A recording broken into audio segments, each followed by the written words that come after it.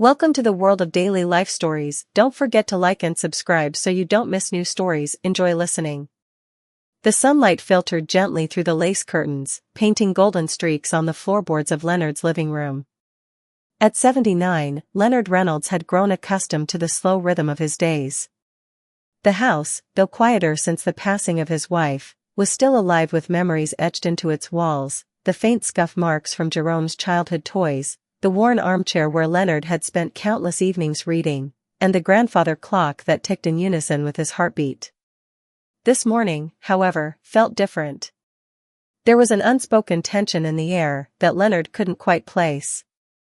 His son, Jerome, had called unexpectedly the night before, asking to pick him up for a surprise trip. Jerome's tone had been warm but guarded, leaving Leonard with an unease he couldn't shake. Leonard shuffled toward the kitchen, his cane tapping softly against the wooden floor. He brewed his morning coffee, black, no sugar, letting the familiar aroma calm his nerves. As he sat by the window, the steam rising from his cup, his mind wandered. Jerome had always been a good son, successful, considerate, and fiercely loyal. Yet Leonard couldn't ignore the growing distance between them. It wasn't a lack of love, but rather an unspoken gap created by time, changing values, and life's relentless march forward. As Leonard sipped his coffee, his eyes fell on the brochures still lying on the counter. A few weeks ago, Jerome had brought them over, casually mentioning how Leonard might benefit from a community where help was always available. The glossy pages depicted smiling seniors in pristine surroundings. Leonard had laughed it off at the time, dismissing the idea with a wave of his hand. But now, the thought gnawed at him. Was that what this surprise trip was about?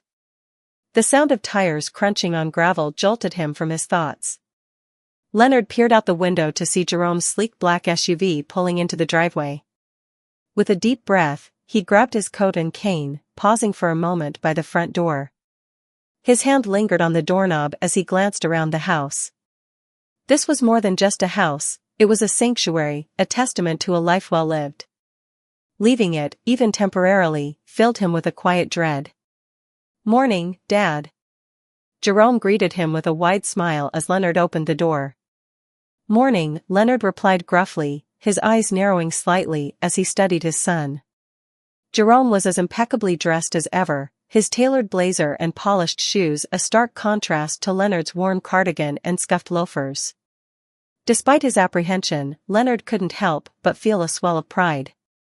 Jerome had become everything Leonard had hoped for, a man of integrity and success. "Ready to go?" Jerome asked, holding the passenger door open. Leonard hesitated. "Where exactly are we going, son?" Jerome's smile faltered for a split second before he shrugged. "You'll see. Trust me." That word, trust, hung in the air like a fragile promise. Leonard grunted softly and climbed into the car, settling into the leather seat. The faint scent of pine air freshener mingled with the hum of soft jazz playing on the radio. Despite the soothing atmosphere, Leonard's unease grew as they pulled out of the driveway. The journey began in silence, the only sound the tires' rhythmic thrum against the road. Leonard stared out the window, his thoughts racing. The scenery outside shifted from the familiar streets of his neighborhood to stretches of open road lined with trees. As they drove, Leonard stole glances at Jerome, searching for clues in his son's calm demeanor. "Jerome," Leonard finally said, breaking the silence. "If this is about those brochures—" "It's not," Jerome interrupted, his tone firm but not unkind. "Just relax, Dad. You'll understand soon enough." Leonard frowned but said nothing more. His grip tightened around his cane, the unease in his chest refusing to subside. Was this really just a simple outing, or was there something Jerome wasn't telling him? The miles stretched on, and Leonard found himself retreating into his memories. He thought of the sacrifices he had made to give Jerome a better life, the late nights spent working overtime, and the countless moments of pride as he watched his son grow into the man he was today. Yet, despite all that, Leonard couldn't shake the fear of being left behind, of becoming a burden. As the car veered off the main road onto a narrower, tree-lined path, Leonard's heart began to race. This wasn't the way to any place he recognized. He turned to Jerome, his voice tinged with suspicion. "Where are we, Jerome? What's going on?" Jerome smiled softly but didn't answer. Instead, he slowed the car as they approached a wrought iron gate adorned with intricate designs. Beyond the gate, Leonard could see glimpses of lush greenery and a sprawling estate. Leonard's unease reached its peak. Was this it? Was this the place where his independence would be stripped away, where he would be left to fade into the background of other people's lives? "Jerome," he said, his voice shaking slightly. "If this is some kind of—" "Dad," Jerome interrupted gently, placing a reassuring hand on Leonard's arm. "Just trust me, okay? This isn't what you think." Before Leonard could respond, the gates creaked open, and Jerome drove through. As the estate came into full view, Leonard's breath caught in his throat. It wasn't a nursing home or retirement facility. It was something entirely different, something he could never have imagined. Jerome slowed the car as they rolled up the driveway, gravel crunching beneath the tires. Leonard leaned forward slightly, his fingers tightening around the handle of his cane. His sharp eyes, though softened by age, darted across the scene before him. The estate was vast, with manicured gardens that stretched out like emerald carpets, dotted with blooming flowers in every imaginable color. A large building stood at the heart of it all, its architecture a blend of modern lines and rustic charm, with warm brick walls and large glass windows that reflected the morning sun. Leonard's unease didn't dissipate, it shifted. His mind raced, trying to piece together what he was looking at.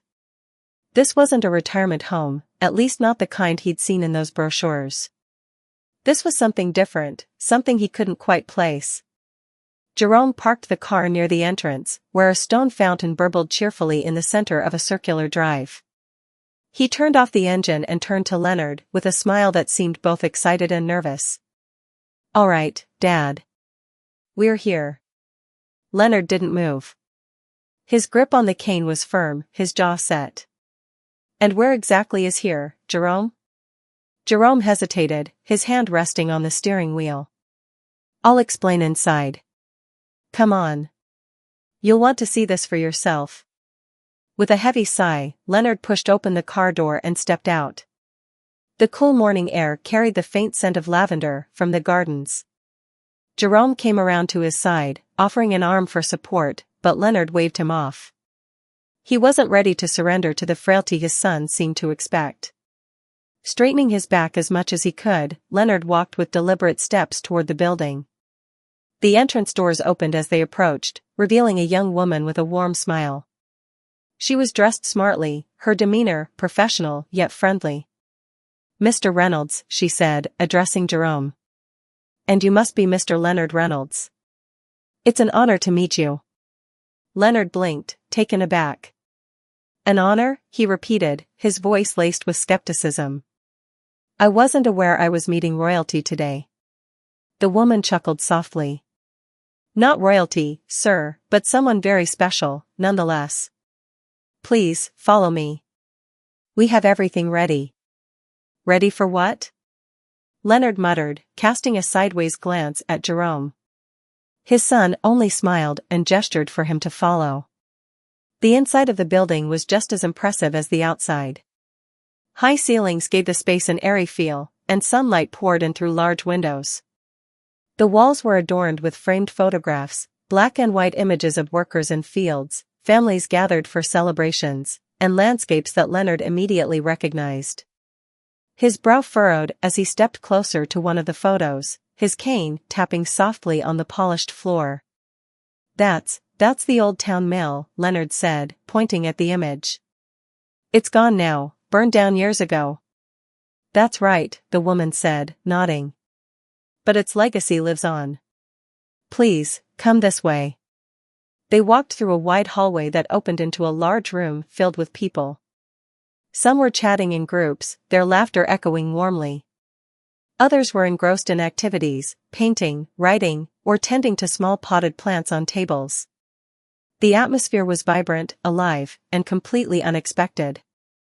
Leonard's eyes darted around the room, taking in every detail.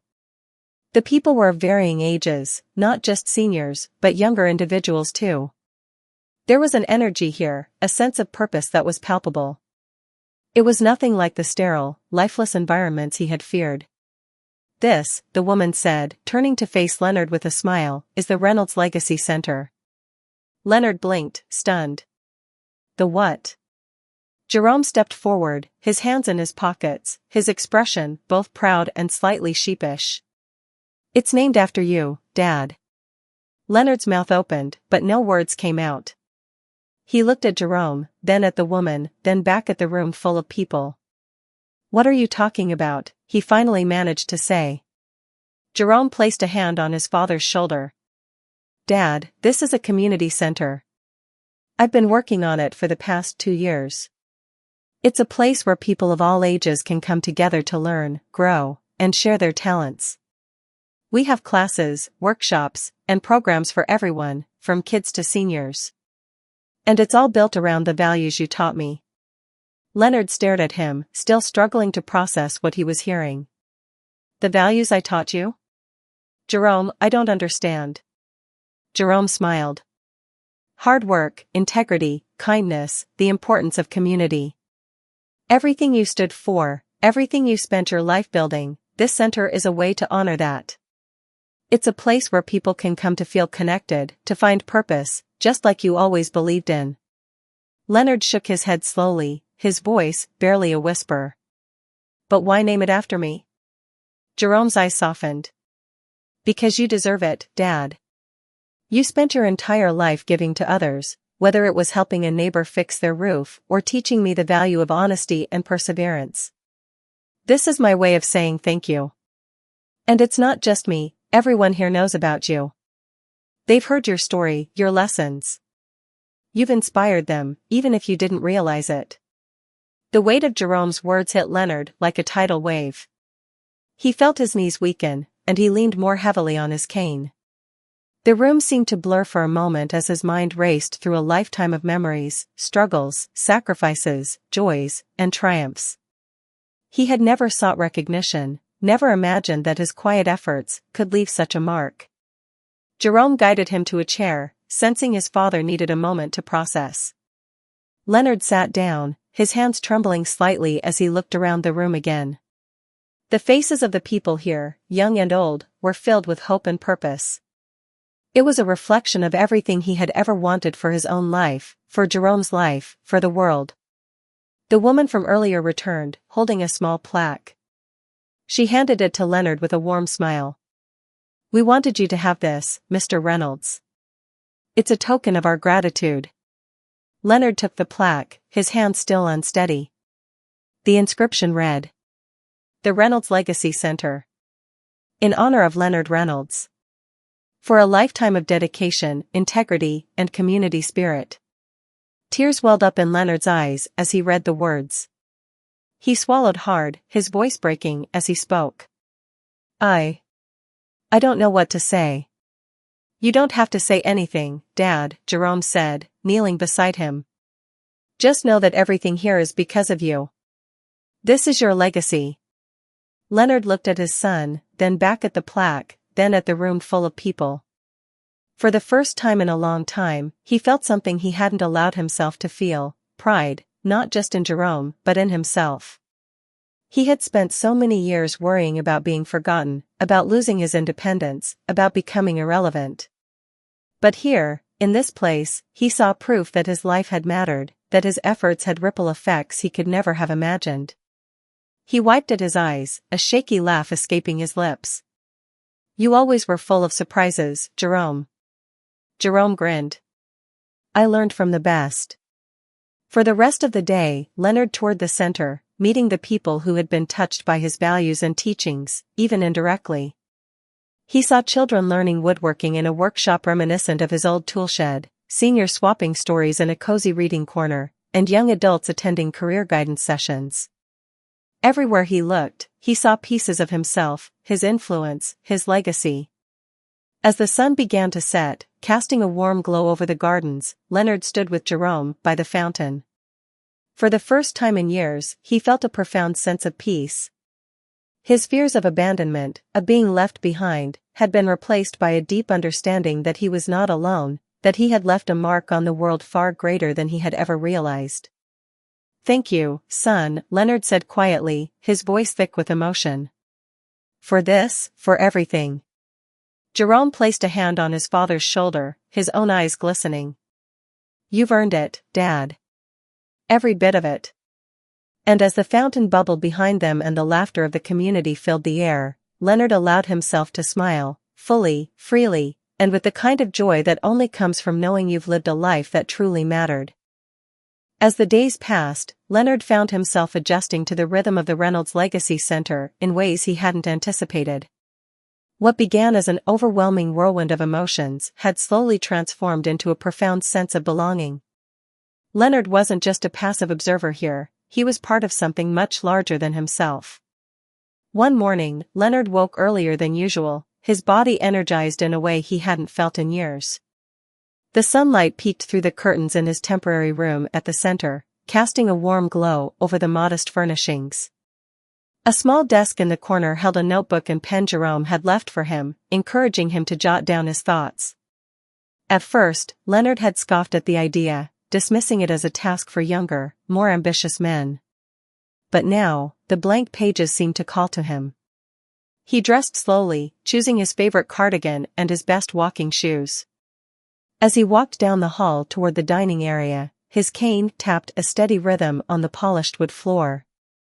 The sound mingled with the hum of voices and the clinking of dishes, creating an ambience that was both lively and comforting. When he entered the dining room, a group of seniors waved him over to their table. Leonard hesitated for a moment before nodding and making his way toward them. Over the past week, he had grown fond of this group, a lively mix of personalities who had quickly welcomed him into their fold. "Morning, Leonard," called Margaret, a sprightly woman with a sharp wit and an infectious laugh. "You're looking dapper today." Leonard chuckled, easing himself into a chair. "Just trying to keep up with you, Margaret." The others at the table, Henry, a retired schoolteacher with a penchant for storytelling, Clara, an artist whose hands were always stained with paint, and George, a former mechanic with a heart of gold, laughed along, their camaraderie a balm to Leonard's once quiet mornings. As they chatted over breakfast, the conversation turned to the day's activities. The center offered a wide range of workshops and programs, from painting and music lessons to gardening and carpentry. Leonard had initially resisted joining in, content to observe from the sidelines. But the encouragement of his new friends, coupled with Jerome's gentle nudges, had begun to wear down his reluctance. "You coming to the woodworking class today?" George asked, his eyes twinkling with excitement.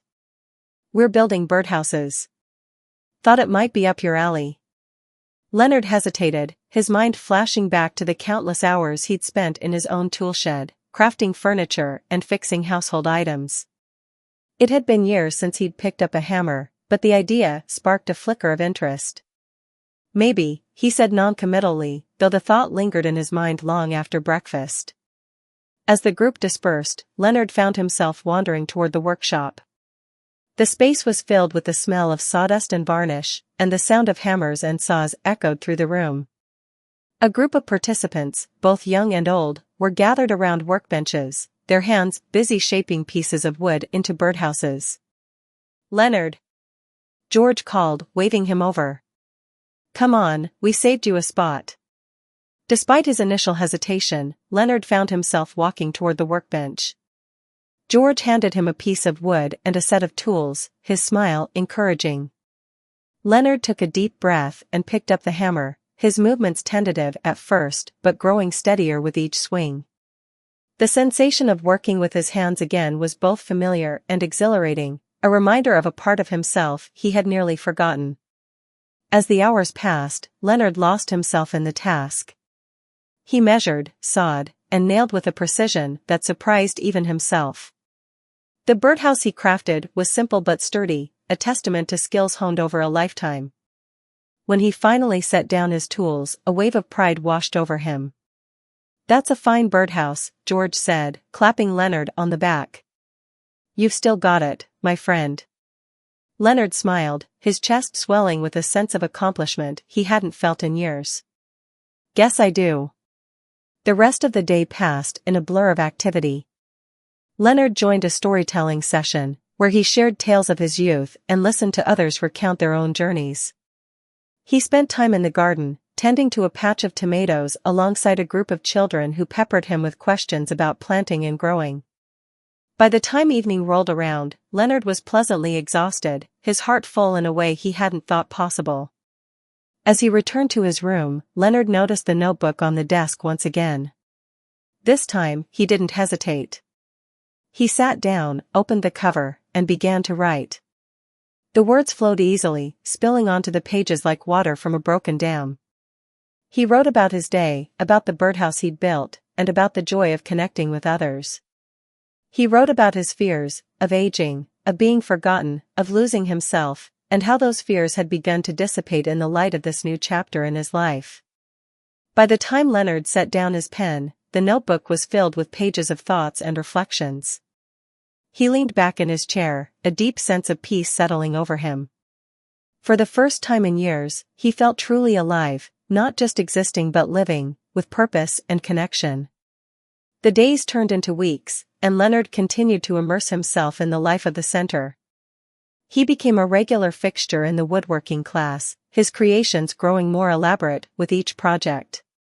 He started a weekly storytelling group, where participants gathered to share memories and lessons from their lives.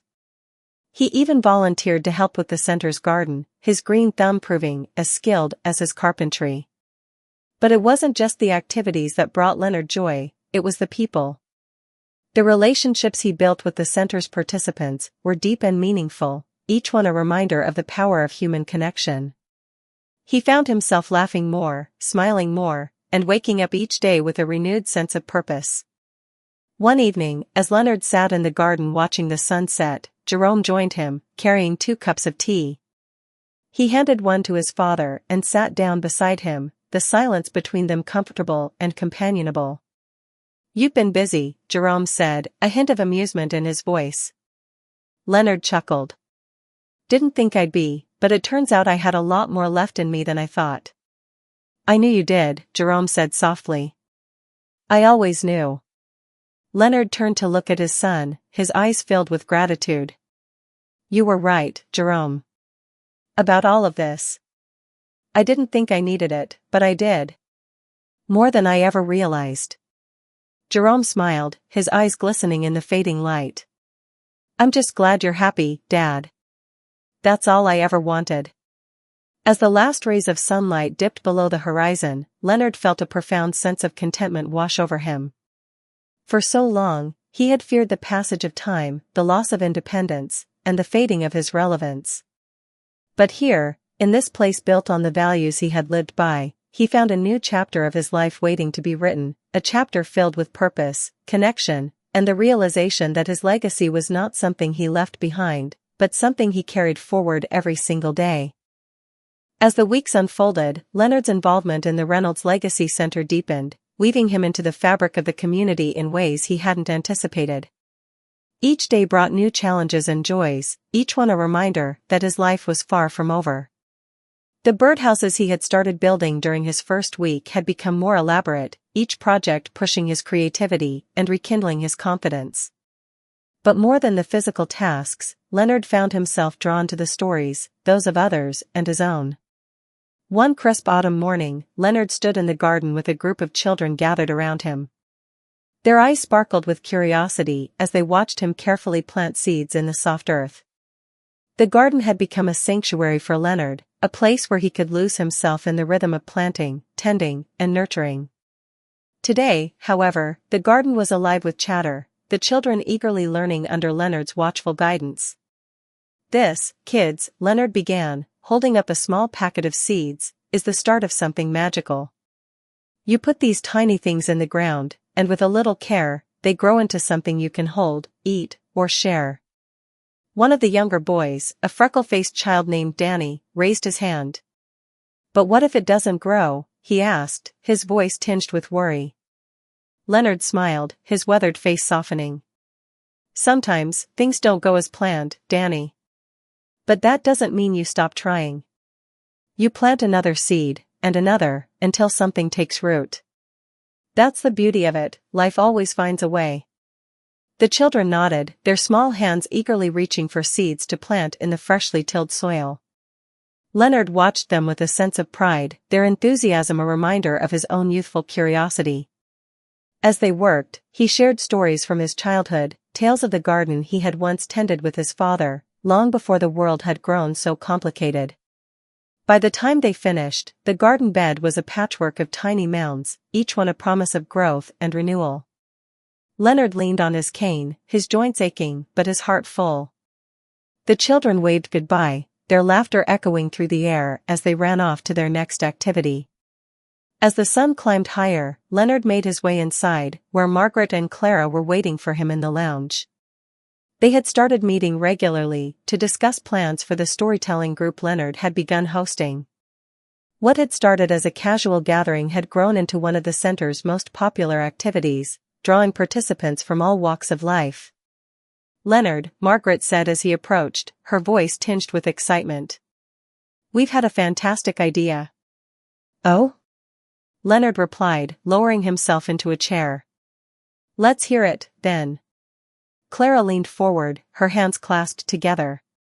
"We think it's time to do something bigger, something that celebrates all the stories people have been sharing. What if we put together a book? A collection of stories from everyone here at the center." Leonard raised his eyebrows, the idea catching him off guard. "A book? You mean, like, publishing it?"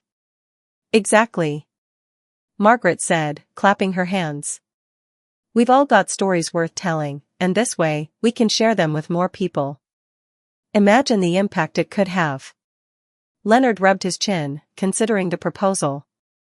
It was an ambitious idea, but the thought of preserving the voices and experiences of those around him resonated deeply. He had seen how much the storytelling sessions meant to people, how sharing their lives and listening to others had brought them closer together. Perhaps this book could do the same for an even wider audience. "It's a fine idea," Leonard said finally, a small smile tugging at the corners of his mouth. "But it's going to take a lot of work." "We're ready for it," Clara said with determination. "And we couldn't do it without you, Leonard. You're the heart of this group." Leonard felt a pang of humility at her words. He had never sought to be a leader or an inspiration, yet here he was, surrounded by people who saw something in him he hadn't fully realized himself. He nodded, the decision made. "All right, then. Let's do it." Over the following weeks, the project consumed Leonard's time and energy. He worked with Margaret, Clara, and others to gather stories, transcribe them, and organize them into chapters. The process was slow, but deeply rewarding. Each story they collected was a testament to resilience, love, and the shared humanity that connected them all. One evening, as Leonard sat at his desk reviewing a particularly moving submission, Jerome knocked on the door. He entered with a mug of tea in hand, setting it down beside Leonard's notebook. "Burning the midnight oil, Dad?" Jerome asked, his tone light but affectionate. Leonard chuckled, setting down his pen. "Seems I've got more to do now than I did when I was working full-time." Jerome pulled up a chair and sat down, his expression thoughtful. "I've been meaning to tell you something," he said after a moment. "This book you're working on, it's incredible. What you're doing here, with the center and everything else, it's inspiring." Leonard looked at his son, surprised by the vulnerability in his voice. "It's not just me, Jerome. It's everyone here. This place, it's a community. I'm just a part of it." "Maybe," Jerome said, a small smile playing on his lips. "But you're the one who brought everyone together. You're the reason this place exists." Leonard shook his head, his voice quiet. "I don't know about that. I'm just trying to give back what I've been given." Jerome reached out, placing a hand on his father's arm. "You've given more than you realize, Dad. And you've still got so much to give." As Jerome left, Leonard sat back in his chair, his heart heavy with emotion. He thought about the years he had spent fearing his own decline, dreading the idea of being forgotten. Now, here he was, surrounded by people who valued him not for what he had been, but for who he still was. The book project continued to evolve, with each story adding a new layer of richness to the collection. Leonard found himself deeply moved by the vulnerability and strength of his fellow participants. There were stories of triumph and loss, of love found and love lost, of dreams pursued and dreams deferred. Each one was a reminder of the beauty and complexity of life. As the book neared completion, Leonard felt a growing sense of pride, not just in the work they had done, but in the community they had built. The Reynolds Legacy Center was no longer just a place, it was a living, breathing testament to the power of connection and the enduring impact of one man's values. On the night of the book's launch event, the center was abuzz with excitement. The room was packed with participants, staff, and visitors, all eager to celebrate the culmination of their efforts. Leonard stood at the front of the room, his hands trembling slightly as he held the first printed copy of the book. When he stepped up to the podium to speak, the room fell silent. Leonard looked out at the faces before him, his heart swelling with gratitude. He cleared his throat, his voice steady, despite the emotion threatening to overwhelm him. "I spent a lot of years wondering if my life had made a difference," he began. "I worried about being forgotten, about losing the parts of myself that mattered most. But being here, with all of you, has taught me something I never expected.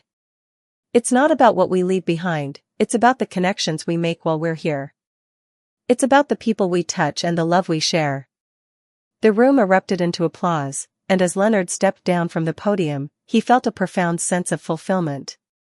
For the first time in his life, he understood that his legacy wasn't something he had to fear losing, it was something he had already created, one moment, one relationship, one story at a time.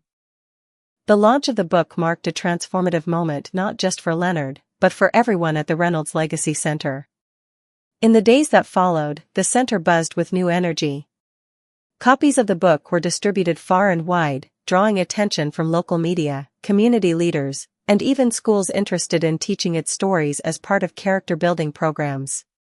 Leonard found himself at the center of a whirlwind of activity, something he had not experienced since his younger years. He should have felt tired, but instead, Leonard felt invigorated. He woke each morning with a renewed sense of purpose, eager to dive into the new opportunities that seemed to spring up around every corner. The success of the book had inspired other projects, and Leonard was determined to be a part of them. One such project was a mentorship program that paired seniors with younger participants in the community. The idea came from Clara, who had noticed the natural rapport Leonard had with the children in the garden. She believed that the wisdom and life experience of the older generation could serve as a guiding light for the youth, many of whom were struggling with direction and purpose.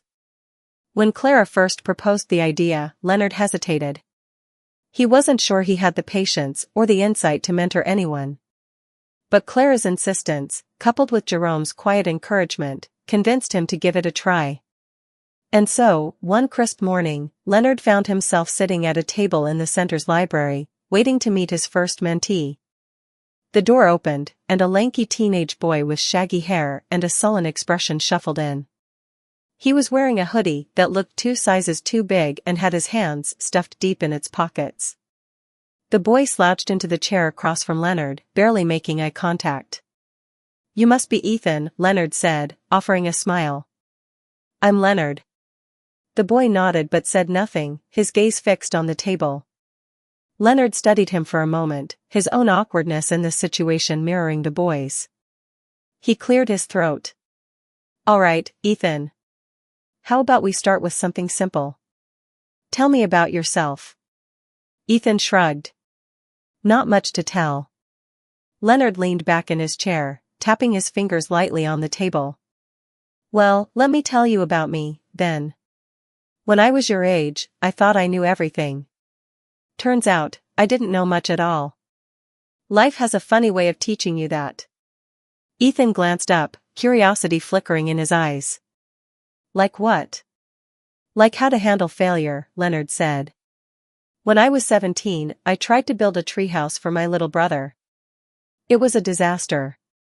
The whole thing collapsed the moment he climbed up. But you know what? I didn't stop there. I built another one, and that one stood tall for years. Ethan's lips twitched, almost forming a smile. Guess you were pretty bad at building treehouses. Leonard chuckled. I was. But I got better because I didn't give up. That's the trick, Ethan. You keep trying until you get it right. The ice between them began to melt. Over the weeks that followed, Leonard and Ethan met regularly, their conversations growing deeper and more meaningful. Leonard learned about Ethan's struggles, his parents' divorce, his difficulty fitting in at school, and his fear of failure. In return, Leonard shared stories of his own challenges and triumphs, each one a lesson wrapped in the wisdom of a life well lived. Their bond didn't go unnoticed. Other participants in the mentorship program began to seek out Leonard for advice, and soon, he found himself mentoring not just Ethan, but several others. It was exhausting at times, but also deeply rewarding. Leonard saw pieces of himself in each of the young people he worked with, their doubts, their hopes, their unspoken need for someone to believe in them. As the mentorship program grew, so did the center's reputation. Donations poured in, allowing for the expansion of facilities and the introduction of new programs. Jerome, ever the visionary, suggested they host a community open house to showcase everything the center had achieved. Leonard was hesitant at first, wary of the attention, but Jerome's enthusiasm was infectious. The open house was a resounding success.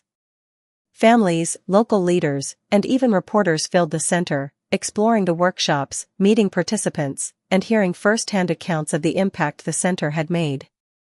Leonard found himself in the spotlight more than he was comfortable with, but the pride in Jerome's eyes made it worth it.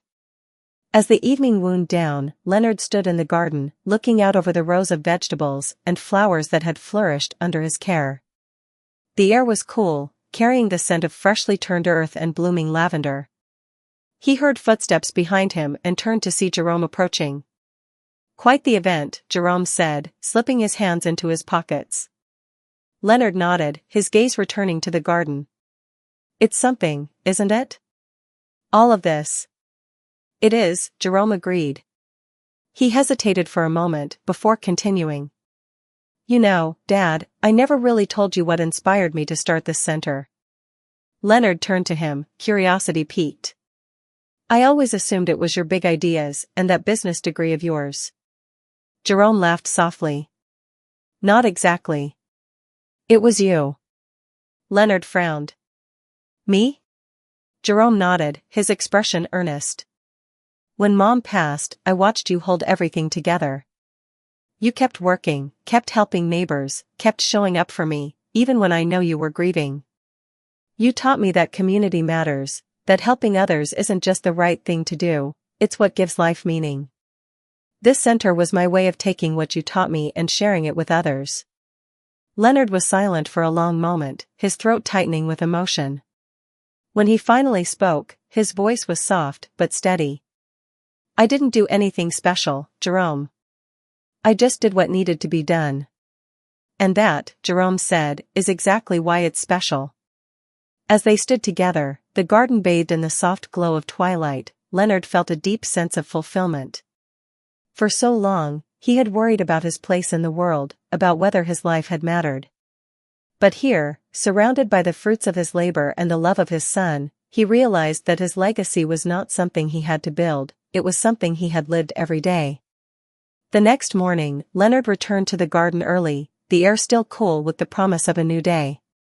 As he worked, planting seeds and tending to the soil, he thought about all the people whose lives had touched his own. He thought about Ethan, Margaret, Clara, and the countless others who had become part of his story. And he thought about Jerome, the son who had taken everything Leonard had taught him and created something extraordinary. Leonard wiped his hands on his pants and looked out over the rows of seedlings, each one a testament to growth, resilience, and renewal.